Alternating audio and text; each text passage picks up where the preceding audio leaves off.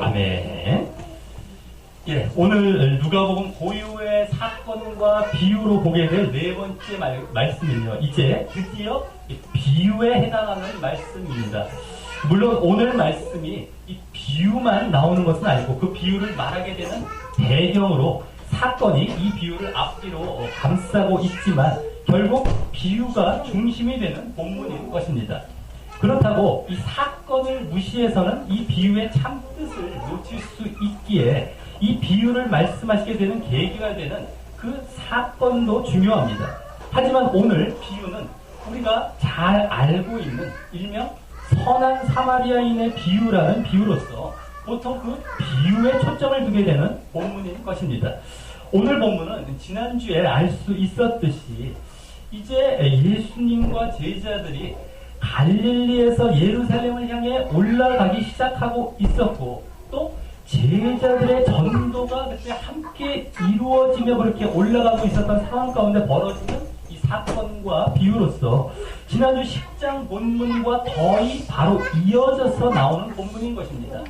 지난주 10장 본문인 10장 17절에서 20절 이후 그 바로 다음 본문인 10장 21절에서 24절에서 예수님께서 잠시 하나님께 감사 기도를 드린 이후 바로 오늘 본문이 이어지고 있기 때문입니다.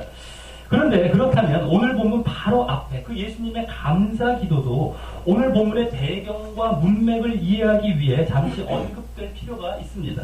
그 감사 기도는요, 지혜롭고 슬기 있는 자들과 어린아이들을 대조하시면서 바로 율법에 대한 지식과 지혜를 가졌다고 자부하는 당시 종교 지도자들을 나타내는 그 지혜롭고 슬기 있는 자들은 보고 듣지 못하지만 지난주 사건 이후 제자들이 그럴 조짐을 보였던 것 같이 세상적인 지혜나 율법적인 지식이 부족하지만 겸손히 하나님의 도우심을 바라는 이 어린 아이들과 같은 이 자들은 보고 듣게 하신 사실을 인하여서 하나님께 감사기도 드리신 것이었습니다.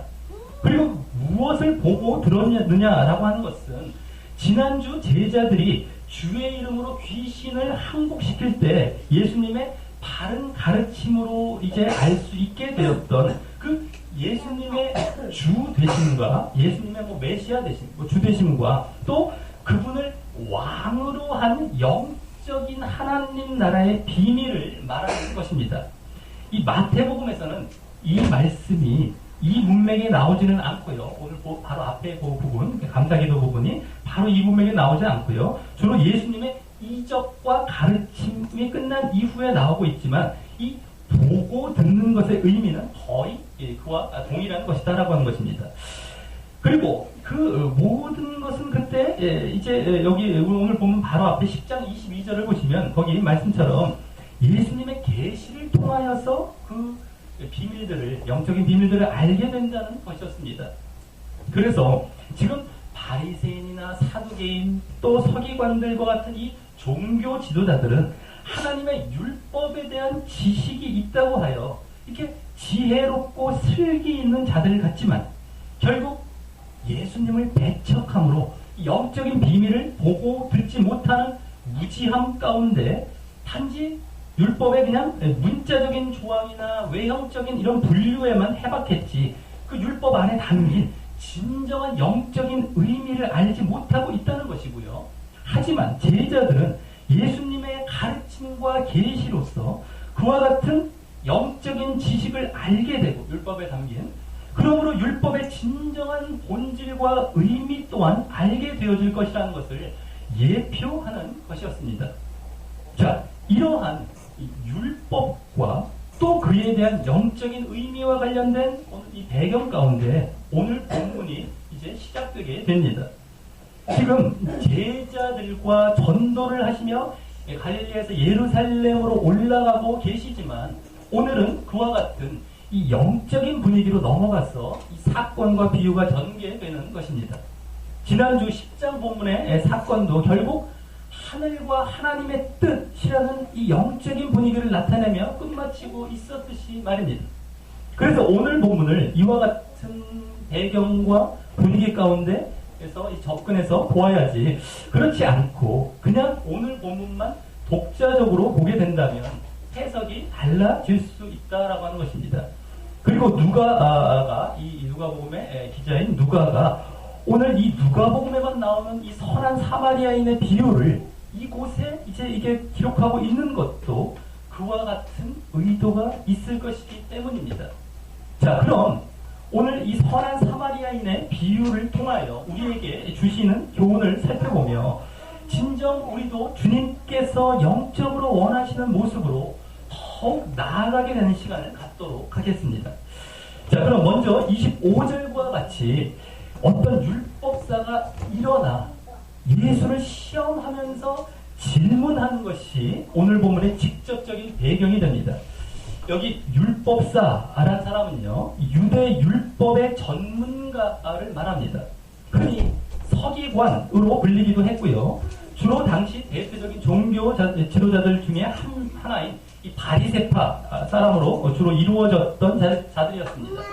그러니 이 율법사는 예수님께서 이 본문 바로 앞에서 지혜롭고 슬기 있는 자들이라고 표현하신 이 종교 지도자들을 대표하는 인물이라고 볼 수 있는 것입니다. 그것도 율법사로서 그 율법에 해박한 지식을 가진 종교 지도자로 말입니다. 그가 이제 지지난주 7장에서 한 바리새인이 예수님을 자기 집에 초청할 때도 그런 의도가 있었을 뿐더러 또 당시 다른 종교 지도자들이 주로 그랬듯이 예수님을 여기 시험하기 위해 이렇게 질문하고 있는 것입니다. 여기 시험이란 말은 원어로 보면 철저하게 시험하다라는 단어로서요, 자신이 그러한 하나님의 이 율법에 능통하기에 율법사로서 그것을 도구로 예수님을 한번 철저히 넘어뜨려 보겠다고 이렇게 덤비고 있는 모습으로 이제 그 모습이 그려지는 말인 것입니다. 그런데 그 율법사가 여기 일어나 그렇게 질문했다는 것을 볼 때요, 앉았다가 일어났다는 것이 지난주 그 70인 전도대의 전도보고 이후에 예수님께서 지금 그 장소에 그냥 머물러 계시거나 아니면 계속 길 가시다가 어떤 장소에 잠시 멈추어서서 사람들에게 무엇인가 가르치고 있었던 중이었나 봅니다. 그런데 그 질문의 내용이 선생님, 내가 무엇을 하여야 영생을 얻으리까? 라고 영생에 대해 질문하는 것을 보면 지난주 본문 마지막 절인 10장 20절에서 예수님께서 너희의 이름이 하늘에 기록된 것으로 기뻐하라 라고 구원과 영생에 관련된 말씀을 하신 것과 연관되는 것을 보게 될 때 지난주 그 70인 제자들이 전도 보고하는 자리에서 함께 이 율법사가 참여하고 있다가 그 말씀을 듣고 일어난 일이라고 보는 것이 더 맞을 것입니다. 자, 그러니 이 율법사는 지금 마침 하늘에 이름이 기록되었다라는 그 예수님의 말씀을 듣고 그와 같이 이제 어떻게 영생을 얻겠습니까? 라고 질문을 하면 예수님께서 지지난주 이 7장에 이 죄사함 받은 여인에게도 내 믿음이 너를 구원하였다고 말씀하셨고요. 또 이후 8장에서도 혈루증 앓던 여인에게 그와 동일하게 말씀하신 적이 있으셨는데 이제 그것들을 이 율법사가 들었을 것이기에 그 영생을 마치 예수님 당신께서 주실 것이라고 말씀하시는 대답을 기대하고 그때 예수님을 하나님만이 주실 수 있는 그 죄사함과 영생의 그 구원을 감히 인간이 줄 수 있다는 식으로 모독했다는 사실을 빌미로 신성 모독죄로 고소하려던 참이었을 것입니다.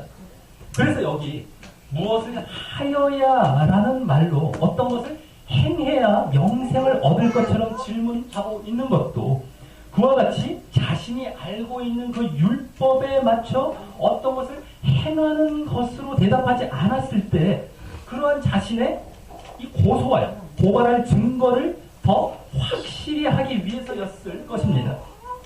그런데 이 질문을 받으신 예수님께서는 26절에서 어떻게 대답하십니까? 그 율법사의 의도를 간파하시고 바로 율법에 무엇이라 기록되었으며 내가 어떻게 읽느냐라고 오히려 다시 반문하십니다. 그러니 예수님께서 이와 같이 반문하신 것은 지금 당신이 신성모독죄로 고소당할 함정을 피해 가시면서도 이 율법사가 자신이 자신하던 그 율법의 지식에 맞추어 그 질문에 대해 그가 정답으로 갖고 있던 사실을 되물으셔서 그것으로 대답하시려고 하는 모습이신 것입니다. 이에 이 율법사는 27절과 같이 대답합니다. 아마 자신이 율법의 정통한 지식을 드러내면서도 또 예수님께서는 이 대답에 동의하지 않을 것이라고 생각하며 그때 고소할 거리를 만들 수 있을 것이라는 기대로 내심 자신있게 대답했을 것입니다. 그럼 앞서 자신의 질문이 그러했던 것처럼 어떤 것을 행해야 한다는 차원에서 대답하죠. 바로 내 마음을 다하며 목숨을 다하며 힘을 다하며 뜻을 다하여 주 너의 하나님을 사랑하고 또한 내 이웃을 내 몸과 같이 사랑하라 라고 기록되어 있다고 말입니다. 이는 한마디로 하나님의 사랑 또 하나님 사랑과 이웃 사랑을 말하는 것입니다. 하나님을 사랑하고 이웃을 사랑하라 라고 하는 것을 말하는 것인데 하나님은 자신의 전 존재와 인격을 다하여서 또 이웃은 자신의 몸과 같이 그렇게 사랑하라 라고 하는 말이고 이는 구약 율법과 특히 십계명을 잘 요약한 이 마태나 마가복음에서는 예수님께서도 직접 대답하신 적이 있는 이 율법의 강령이라는 것은 큰 줄기를 말하는 것입니다. 그래서 큰 줄기와도 같은 이 율법의 핵심인 것입니다. 그것을 요약할 수 있는. 자, 그랬더니 예수님께서 28절과 같이 내 대답이 옳도다 라고 하시면서 다만 거기에 명령의 말씀을 덧붙이십니다. 바로 이를 행하라. 그러면 살리라 라고 말입니다. 여기 행하라 라는 말은 원어로 앞서 25절에서 율법사의 질문에서 무엇을 하여야의 그 하여야 라는 말과 같은 단어로서 그 두 사랑의 계명을 행하라 라고 지금 말씀하신 것인데 시제가 또 현재형이라서 계속해서 행하라 라고 말씀하신 것이고요. 또 살리라 라는 말도 앞서 25절에 율법사가 질문한 이 영생, 즉 원어로는 영생은 뭡니까? 영원한 생명의 그 생명이라는 말의 동사형 단어이기에 이 모두 지금 행하라, 살리라 라는 그 단어 모두가 그 명령 모두가 그 율법사가 질문한 것에 맞추어 그 두 계명을 행한다. 그렇게 영생을 얻을 것이라고 대답하신 것입니다. 그래서 예수님께서는 이로써 이 반문하시는 방식으로 말미암아 그 율법사가 알고 있던 대답에 맞추어 대답하심으로써 그 율법사가 시험하기 위해 질문했던 것을 잘 피해가시며 또 대답하신 것이었습니다. 다만 이때 그 대답 가운데 이제 그 율법사를 향한 요구와 명령을 던져주시며 그 율법사가 그 자신도 알고 있던 그 대답과 같이 행해야 하고 그때 영생을 얻을 수 있다는 식으로 말씀하셔서 오히려 그 율법사가 그 사랑을 실천하지 않고 있고 그래서 영생의 길에서 벗어나 있다는 식의 율법사가 느끼기에 나름 정죄의 분위기로 대답하시고 계셨던 것입니다. 사실 그와 같은 두 사랑의 계명은 이전에 요한 1서에서도 보았듯이 우리 인간의 본성적인 사랑, 이 자연적인 사랑으로는 온전히 행하는 것이 불가능한 것이기에 이 율법사 또한 그것을 제대로 실천하지 못하고 있었을 것이기 때문입니다. 즉 요한 1서에서도 보았듯이 예수님의 속죄와 구원사역에 담긴 하나님의 근원적인 사랑을 알아 예수님을 그리스도로 믿어 날마다 자신의 죄를 자백하고 회개하는 것이 하나님을 사랑하는 것이고요. 그때 성령을 받아 하나님의 자녀가 되고 그 증거로서 이제 형제를 사랑하게 됩니다. 여기서 이제 이웃을 사랑하게 됨을 알 수 있었는데 이 율법사가 지금 예수님을 배척하고 이제 죄를 사하시는 메시아로 믿지 않으려 하고 있는 상태이기에 그와 같은 두 계명의 사랑을 할 수 없는 것이었기 때문입니다. 지금 이 율법사는 정죄를 당하고 있는 지금 상태가 되어진 것이죠. 그런데 또 이 사실 로마서나 갈라디아서를 보면은요, 율법의 행위로 그의 앞에 의롭다 하심을 얻을 육체가 없고 믿음으로 의롭다 함을 얻는다라고 하여 율법을 행하는 것으로 의로워져서 구원과 영생을 얻지 못하는 것인데, 예수님께서는 왜 그 율법의 핵심인 두 사랑의 계명을 행하면 영생을 얻는다고 말씀하신 것일까요? 이는 지금 예수님께서는 그 두 계명에 대해 율법의 정신을 내포한 차원에서 말씀하시는 것이지, 율법사가 생각하고 있을 율법의 지식만의 차원에서 말씀하고 계신 것이 아니기 때문입니다. 그래서 이 율법의 정신, 율법의 본질을 갖는다면 이후 그 두 계명으로 대표되는 율법의 행위 또한 당연히 행하는 쪽으로 나아가는 것이죠.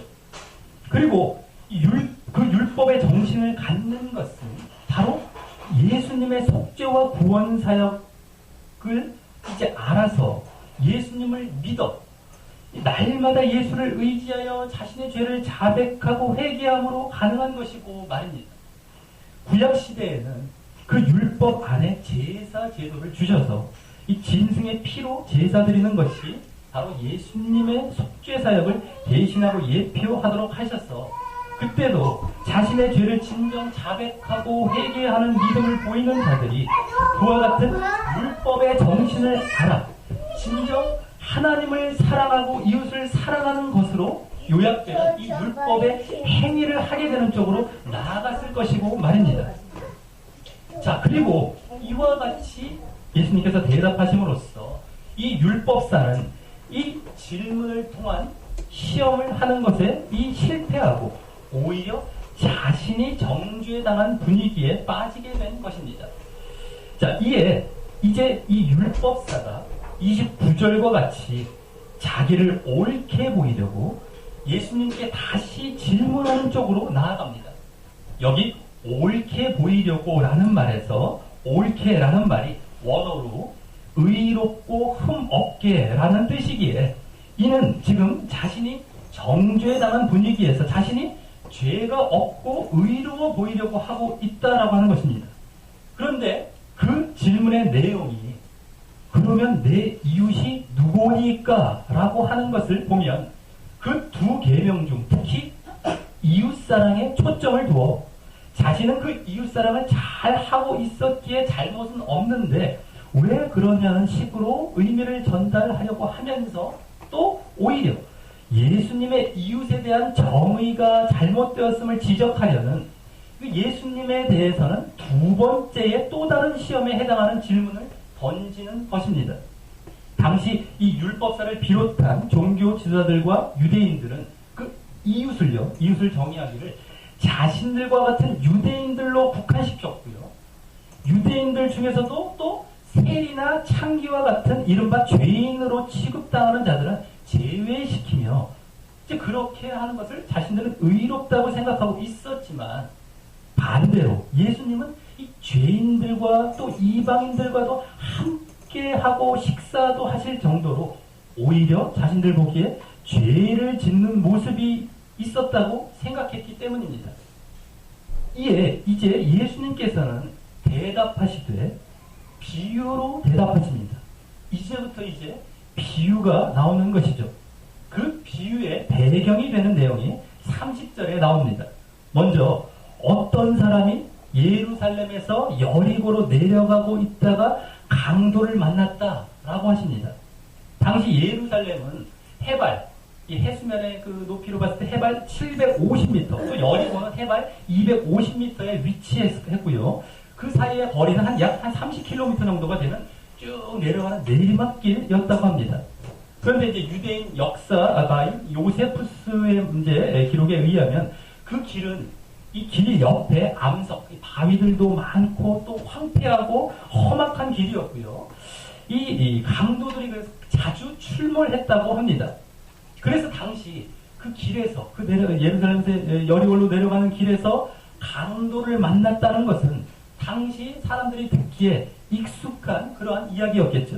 그런데 다음 그 강도들은 이 사람의 옷까지 모든 것을 빼앗았을 뿐더러 아마도 후환을 없애기 위해서 이제 때려서 거의 죽을 지경이 된 상태에서 버려두고 이렇게 떠나갔다고 하십니다. 그래서 이 사람은 만일 어떤 사람의 도움을 받지 못한다면 이 죽는 것은 시간 문제였을 사람이었습니다. 이러한 배경 가운데 이제 예수님은 세 부류의 사람들이 그 옆을 지나가면서 보인 반응을 한 사람씩 말씀하십니다. 먼저 31절과 32절은 이제 두 명이 나오는데요. 마침 한 제사장과 한 레위인이 그 길로 내려가다가 둘 다 똑같이 그를 보고 피하여 지나갔다고 하십니다. 이 제사장이나 레위인이 예루살렘에서 여리고로 내려가는 길이었다는 것은 아마 그들이 예루살렘에서 그들의 본 직무인 이 성전에서 제사를 집례하거나 또 레위인은 돕는 역할을 했죠. 그렇게 돕는 일을 마치고 당시 여리고에 제사장들과 레위인들이 많이 모여 살았다고 하기에 그 집으로 돌아가는 길이었을 것입니다. 그리고 여기 피하여 지나갔다는 말은 원어로 이제 한 단어로 써요. 반대편으로 가다라는 의미로 전혀 이렇게 돌아서 지나갔다는 말입니다.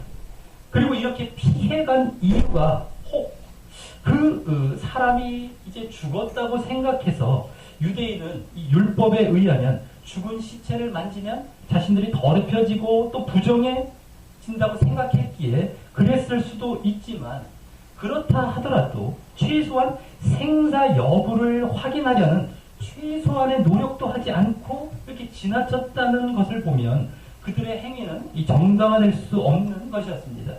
더욱이 제사장이나 레위인은 율법에 대한 전문가로서 이 율법에 나온 이웃사랑의 계명을 가르치는 자이기에 도움을 주지 않았다는 것은 명백한 잘못이었습니다. 결국 예수님께서 다른 사람도 아닌 굳이 이 제사장이나 레위인과 같은 자들을 이 비유에 등장시켜 말씀하신 것은 이들은 바로 율법을 가르치고 모범을 보여야 하는 자들인데도 암만 있지, 그 지식만 있고 행함과 삶이 없는 형식만 있고 내용이 없는 그런 형식적인 신앙의 모습을 가졌다는 사실을 보이시려고 하셨을 것입니다. 그리고 그들이 그 제사장이나 레위인이 지금 이 율법사, 예수님께서 지금 말씀하고 계신 율법사에 해당하는 것임을 암시하셨을 것입니다. 자, 하지만 이제 33절과 같이 세 번째 인물이 그곳을 지나갔다고 말씀하십니다. 바로 어떤 사마리아인으로서 여행하는 중 거기 이르렀고요. 그를 보고 불쌍히 여겼다고 하십니다. 사마리아 사람은요, 지난주에도 말씀드렸듯이 지난주에도 잠깐 우리가 볼 수 있었죠. 그쪽 지역을 지나는 것을. 그때 말씀드렸듯이 구약 포로 시대 때 이 혼혈되었던, 그 이방민족 혼혈되었던 유대인으로서 당시 정통 유대인들로부터 이방민족 취급을 받고 서로 상종하지 않는 관계에 있는 자들이었습니다. 그런데 그 사마리아인은 그 불쌍히 여기는 마음으로 가까이 가서 당시 통증을 식히고 살균 역할을 할 수 있는 이 기름과 포도주를 붓고 아마도 자기 옷을 찢어서 이렇게 거기 싸매어서 응급처치를 한 후에 자기 짐승이 있었나 봅니다. 그 짐승에 태워서, 그렇다면 자신은 걸어가야 했겠죠. 걸어서 가까운 주막, 즉 여관을 말하는데 그 여관으로 데리고 가서 돌보아 주었다고 하십니다. 이 35절을 보면 이튿날까지 말입니다. 어떤 여권에는요, 더 정확히 이튿날 새벽에까지라고 말했어요. 지금 이 사마리아인은 그렇게 시간적으로 여유가 있어서 돌보아 준 것은 아니라는 것을 알 수 있습니다. 게다가 떠나면서 데나리온 둘이라는 당시 이틀 동안의 품삯에 해당하는 금액을 여관 주인에게 주어 그 사람을 돌보아 주라라고 하며 후비, 즉 비용이 더 들면 자신이 돌아올 때 갚을 것이라고 하여 자신의 바쁜 시간뿐만 아니라 물질까지 그렇게 희생하며 그가 완전히 회복될 때까지 끝까지 책임을 지려고 하는 모습을 보였다고 하십니다. 이 모습은요, 일시적이고 충동적이 아닌 진정하고 완전한 이웃사랑의 한 전형적인 모습을 보이고 있었던 것입니다. 자, 그러시면서 이제 36절과 같이 내 의견에는 이 세 사람 중에 누가 강도 만난 자의 이웃이 되겠느냐고 물어보십니다. 이에 율법사는 사마리아인을 멸시하고 있었기에 그 말로 직접 말하지 않고 대답하지 않고 대신 자기를 베푼 자입니다 라고 대답합니다. 그런데 처음에 율법사는 내 이웃은 누구입니까? 라고 물어본 데 반해서 지금 예수님께서는 이 비유를 마치시고 강도 만난 자의 이웃은 누구냐고 반문하고 계신 것입니다. 이는 지금 율법사는 이웃에 대해 민족적이고 그 율법적인 제한을 두고 범위를 정하여 유대인들만을 이웃으로 생각하여 그들만을 사랑하는 것이 정당하다고 생각하여 질문했다면 예수님께서는 정말 위기를 만나거나 도움을 필요로 하는 자가 있다면 그들에게 사랑과 자비를 베푸는 것이 당연한 것이고 그래서 그때 그 도움을 받은 자는 도움을 준 자를 이웃으로 생각하지 않겠느냐는 것이고 그렇다면 이웃에 대한 범위는 민족적이고 율법적인 제한이 아니라 도움을 주고 받을 수 있는 모든 사람이 될 수 있다는 것입니다. 마치 마태나 마가복음에도 나오지만 누가복음 6장에서 종교 지도자들은 안식일의 율법을 준수하고자 안식일에 병을 고치는 것을 금했지만 예수님께서는 안식일에 선을 행하는 것과 악을 행하는 것, 생명을 구하는 것과 죽이는 것 어느 것이 옳으냐고 하시면서 병을 고치신 것처럼 예수님은 그 율법의 본질과 정신을 추구하여 율법을 행하시려 하셨던 것과 흡사하게 말입니다. 자, 그러면서 또 그러므로 이웃의 범주를 졸지 마세요. 졸지 마십시오. 중요한 얘기입니다. 이건 다 같이 아는 그러한 흔한 비유가 아닙니다. 그러니까 잘 들으셔야 됩니다. 자, 그러면서 또 그러므로 이웃의 범주를 자기 중심으로 자신이 선별하여 사랑할 대상으로 기준 삼아서는 안 되고 이 타인 중심으로 모든 사람, 어떠한 사람에게도 사랑을 베풀어 그 사랑을 받은 그 사람이 나를 이웃으로 생각할 때를 기준으로 그가 내 이웃이 되는 이웃의 범주를 정해야 함을 보이고 계시는 것입니다. 그러니 모든 사람이 이웃이 되고 오히려 우리는 그 이웃에게 사랑의 빚을 지고 있다는 것이죠. 그리고 그렇게 할 수 있는 것은 결정적으로 율법의 지식과 형식에 치우쳐서는 안 되고 율법의 정신과 본질에 집중해야 가능한 것입니다. 오늘 제사장과 레위인은 율법에 매여 부정하지 않으려고 피했다면 그 사람을 사마리아인은 율법의 형식을 초월하여 그를 불쌍히 여기는 진정 사랑의 모습으로 그와 같이 끝까지 최선을 다해 그를 책임지고 보살폈던 것처럼 말입니다. 그리고 그것은 앞서 예수님께서 두 사랑의 계명을 행하면 살리라 라고 말씀하신 사실에서도 담겨 있었던 의미였고 그와 같은 율법의 정신으로 나아가지 아니하면 오늘 이 비유의 제사장과 레위인의 모습에서 볼 수 있듯이 진정 이웃을 사랑할 수 없음을 적나라하게 보이고 계셨던 것입니다. 지금 율법사가 그 위치에 있는 것이죠. 그리고 그 율법의 정신을 갖기 위해서는 예수님을 믿어 날마다 죄를 자백하고 회개하는 모습이 선행되어야 하는 것이었고 말입니다. 그러기에 지금 이 율법사는 앞서 예수님께서 지적하셨던 것처럼 그 두 사랑의 계명을 진정 행하고 있지 못한 상태였던 것이고요. 그 실천을 진정 이루어 정말 영생을 그렇게 얻기 위해서는 바로 예수님을 믿어 죄를 자백하고 회개함으로 율법의 정신으로 돌아가야 했던 것입니다. 예수님은 바로 그것을 이 사마리아인의 비유를 통해 가르치려 하셨던 것이고 말입니다. 그래서 이어서 예수님께서 가서 너도 이와 같이 하라 라는 말씀은 바로 이와 같은 율법의 정신을 알아 진정으로 사랑을 실천하라고 하신 것입니다. 그냥 율법의 행위만 하려고 하는 것이 아니라 말이죠. 그리고 그 기준은 결국 바로 유대인의 대표격인 제사장이나 레위도 아닌 자신들이 가장 정멸했던 사마리아인이 되는 것이었던 것입니다. 그렇게 행해야 될 기준이에요. 그렇다면 이 사마리아인은 그냥 이방 사람으로 그 이방인도 사랑하라는 의도로 여기서 말씀하신 것이 아니라 그를 본받고 기준 삼으라고 말씀하신 것이기에 이 사마리아인은 바로 예수님을 예표하고 있던 비유였던 것임을 이제 알게 되는 것입니다.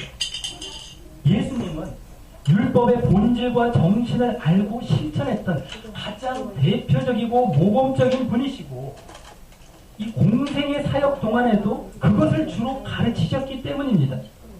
그리고 그것 때문에 종교 지도자들이 예수님과 대립각을 세우게 됐죠. 그래서 더욱이 요한복음 8장을 보면 유대인들이 예수님을 귀신 들린 자와 같은 취급으로 이 사마리아인으로 보려고 한 것도 있었기 때문입니다. 예수님을 너 사마리아인이냐라고 보시기도 해요. 그러니까 이 비유의 사마리아인이 예수님을 나타내는 것이 더 지금 맞는 것이라는 겁니다. 자, 그래서 예수님은 오늘 이제 결국 율법사가 이 영생에 대한 질문으로 시험을 해옴에 대해 오히려 반문을 통해 그 두 사랑의 계명을 진정 행하라 라고 율법의 본질과 정신 차원에서 그를 정죄와 책망하는 분위기로 대답하셨고요.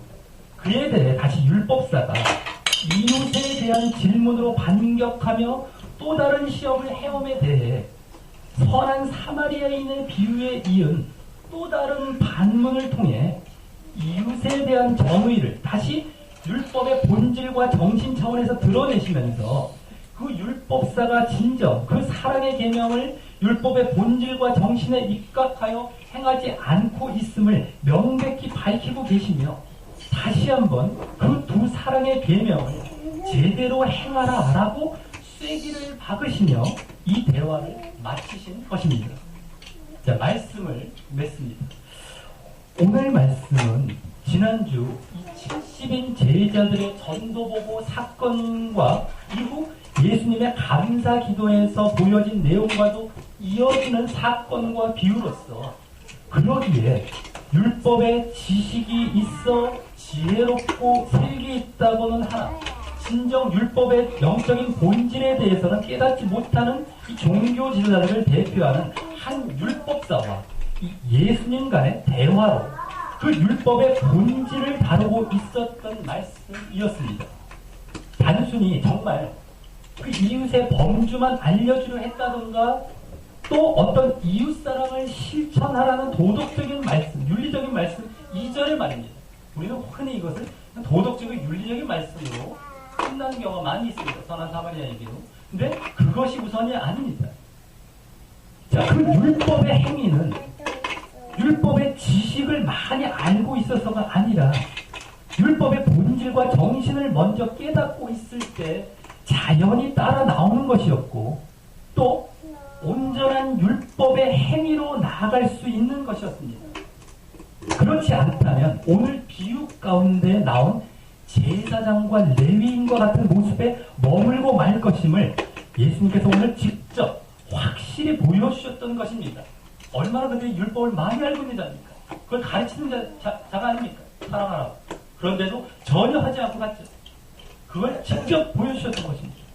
자, 그리고 반대로 오늘 굳이 사마리아인이 등장하여 그것도 완전한 이웃사랑의 전형을 보이는 이 선한 일을 한 것으로 비유하신 것에서 그 사마리아인이 그 율법사나 유대인들이 그렇게 취급한 적이 있어 바로 예수님을 암시하고 있는지 금방 알게 하시면서 바로 예수님을 믿어야 그 그와 같은 율법의 본질과 정신을 깨닫고 소유하고 그때 예수님과 같이 사람을 가리지 않고 심지어 죽어가는 사람까지 모든 사람에게 이웃사랑의 율법을 온전히 실천할 수 있음을 보이신 것입니다.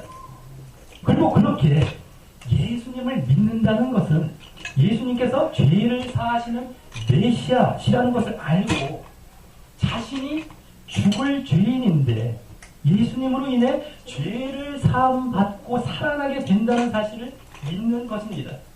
그러므로 자신의 죄를 날마다 자백하여 하나님을 사랑하고 또 그러한 믿음의 모습이 있기에 자신이 죽을 죄인이었지만 이 불쌍히 여긴, 오늘 여기 사마리아에서 나온 불쌍, 긍휼히 여김을 받아서 용서받았던 것처럼 또한 그렇게 죽어가는 자들까지 모든 사람을 불쌍히 여기며 이웃을 온전히 사랑하게 되는 대로 나아가게 되는 것이었습니다. 자, 그리고 이것을 알게 되면 오늘 또 왜 굳이 강도 만나 거의 죽게 된 자를 비유에 등장시키셨는지 짐작이 가게 됩니다. 그는 바로 사단과 죄로 인해 죽을 죄인을 암시하셨을 것입니다. 그리고 그렇게 볼 때 지금 그 강도 만나 거의 죽게 된 자는 바로 예수님을 모르고 믿지 않아 죄로 인한 죽음에 가장 가까이 처해 있는 지금 예수님 앞에 있는 율법사 자신에게 가장 해당하는 인물인 것입니다. 그래서 율법사가 내 이웃이 누구냐고 물었지만 예수님께서는 강도 만난 자의 이웃은 누구냐고 답변하여 하신 것도 결국 바로 그 율법사가 강도 만난 자임을 결국 유추하게 하셨을 것이고 말입니다. 그리고 너도 이와 같이 하라 하는 것은 예수님께서 그 죄로 죽어가는 율법사 또한 사랑하고 구원코자 하니 이제 예수님을 잘 믿어 이제 너도 죄사함의 긍휼과 사랑을 깨닫고 그와 같은 율법의 본질로 정말 진정한 사랑을 하라고 하신 것이고 말입니다. 자, 지금 내가 율법의 형식에만 매여서 그것을 자기 기준에서 잘 지키고 잘 하고 있고 옳다고 굳게 생각하는 마치 오늘 율법사와 같은 자는 아니었는지, 하지만 율법의 본질을 모르고 그렇게 행위만 치우쳐 있었다고 한다면 이제 내가 오늘 강도 만난 자와 같은 자였을 수 있습니다. 하지만 그러한 자에게도 예수님은 오늘 사마리아인이 자기의 모든 것을 주어 보살폈던 것처럼 그를 위한 속죄의 죽음으로 율법의 본질을 보여주시고 그의 이웃이 되기를 원하시며 그러한 모습을 이제 그러한 율법의 본질을 따르는 그 모습을 이제 추구하기를 이제 초청하시고 계신 것입니다. 우리 모두 예수님의 초청을 받아들여 예수님을 진정 이웃 삼아 그러한 율법의 본질을 추구하는 모습을 늘 따르며 그러므로 진정한 이웃을 온전히 사랑하는 자로 또한 나아가는 자 되시기를 주님의 이름으로 간절히 축원합니다. 우리 다 같이 찬양하시면서 기도로 나아가시겠습니다. 고토토님.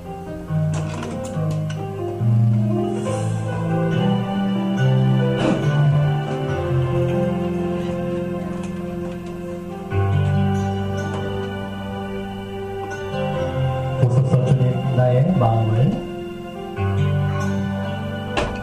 보소서 주님 나의 마음을 선한 것 하나 없습니다. 그러나 내 모든 것 주께 드립니다. 사랑으로 안으시고 날 새롭게 하소서. 오소서 주님 나의 마음을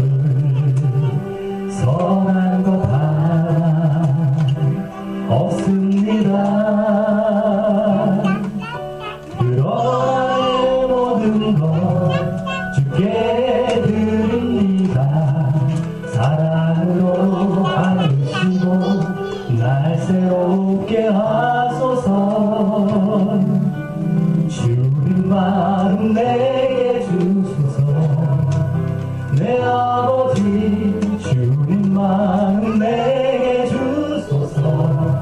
나를 향하신 주님의 뜻이 이루어지도록 주님만 내게 주소서.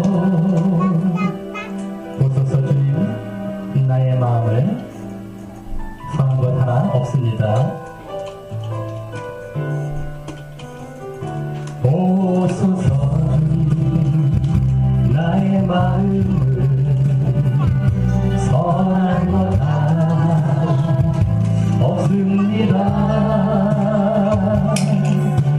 그러나 내 모든 것 주께 드립니다. 사랑으로 하시고 날 새롭게 하소서. 주님만 내게 주소서. 내 아버지 주님만 내게 주소서. 나를 향하신 주님의 뜻이 이루어지도록 주님만 내게 주소서. 주님만 내게 주소서. 내 아버지 주님만 내게 주소서. 나를 향하신 주님의 뜻이 이루어지도록 주님만 내게 주소서. 우리가 같이 눈을 감고 뒤로 나아가실 때 오늘 이제 선한 사마리아인의 비유가 나오는 말씀을 보았습니다. 유명한 말씀이죠. 한 번씩은 다 들어보고 읽어봤을 말씀이지만 오늘 말씀이 그냥 단순히 도덕적으로 이웃을 어떻게 이웃이 누구며 어떻게 사랑하라는 말씀이 우선이라는 말씀이 아니었습니다. 오늘 전체적인 문맥과 흐름을 통해서 보게 될 때 또 율법사가 나오고 예수님께서 레위인이나 제사장 같은 사람을 비유로 드는 것을 볼 때도 그렇고 전체적인 율법이 배경에 깔려있는 그러한 이 비유였다라고 하는 것입니다. 우리가 이것을 그냥 도덕적이고 윤리적인 데 머물고 말면요, 결국에 우리는 어떤 자리에 또 머물고 말면 오늘 율법사 자리에 그냥 머무는 겁니다. 오늘 여기서 강조하고 말씀하시고자 하신 것은 그것이 아닙니다. 예수님을 네가 받아들이고 진정 믿고 있느냐는 겁니다. 그럴 때 너희들이 진정 율법의 본질을 알아서 그 죄의 사함 받은 걸 알고 너희들 율법의 본질을 알아서 그것을 이제 추구하기에 진정 너희들이 진정 율법의 행위도 온전히 행할 수 있다, 듣는 대로 나아간다는 것을 여기서 보인 것입니다. 아무리 율법을 많이 알고 율법에 대해서 강조하고 가르쳤던 자들이었지만 예수님을 진정 죄를 사해 주실 메시아 주로 받아들이지 아니하고, 그래서 또 그것에 자신이 정말 죽을 죄인이었지만 불쌍히 여김을 받고 살아난 사실을 알지 못한다면, 그래서 늘 자신의 죄를 자백하고 회개하는 그런 모습이 있지 아니하다면 우리가 이 사랑의 행위로 나아갈 수 없다는 것입니다. 많이 입술로 말을 하겠죠. 하지만 오늘 어떤 자리에 머물고 말겠습니까? 제사장을 레위인 자리에 머물고 말겠습니다. 너무너무 잘 알았습니다. 너무너무 잘 가르쳤습니다. 하지만 결국 그들은 결정적으로 그 사랑을 보이지 못하는 이 모습 가운데 빠져 있었다라고 하는 것이죠. 그리고 오히려 이 한 선한 한 사마리아인과 같은 이 자가 오히려 그와 같은 모습을 보이고 있었는데 바로 그분은 예수님이 일가에 있었던 것입니다. 그리고 이제 결국 또 오늘 비유 가운데 강도 만난 자가 바로 그 율법사라는 것을 또 암시하고 계셨던 것이죠. 바로 너가 지금 죽을 죄인과 같은 자다. 하지만 나는 너를 향해 그와 같이 너를 향해 죽는다. 속죄의 죽음을 죽는 것이다. 그러니 너는 나를 믿고 그 사랑을 깨달아서 그와 같이 나가서 너 또 이와 같이 행하라. 너가 지금 행하고 있다고 착각하고 있지만 그것이 아니었다. 자기를 옳게 보이려고 하고 자기를 어떻게 좀 해보려고 했지만 결국에는 그것이 아니었다는 것을 깨닫게 하시며 진정 나를 깨닫고 받아들여라. 그리고 진정 율법의 본질을 추구해서, 지식이 아니라 본질을 추구해서 정말 진정 율법을 온전히 행하는 대로 나아가라라고 율법사에게까지 사랑의 초청을 하셔서 결국 내가 너의 이웃이 되어주겠다. 그러니 너는 나를 이웃삼아 이제 다른 사람을 이웃삼게 만들어, 너를 이웃삼게 만드는 그런 사랑을 베풀어라 라고 지금 말씀하고 계신 것입니다. 이웃의 기준은 내가 기준이 아닙니다. 내가 사랑을 베풀었을 때 그 사람이 그것을 받아들이는으로 말하면 내가 그 사람의 이웃이 되는 것, 그 사람의 기준입니다. 그것을 행하라 라고 말씀하셨던 것입니다.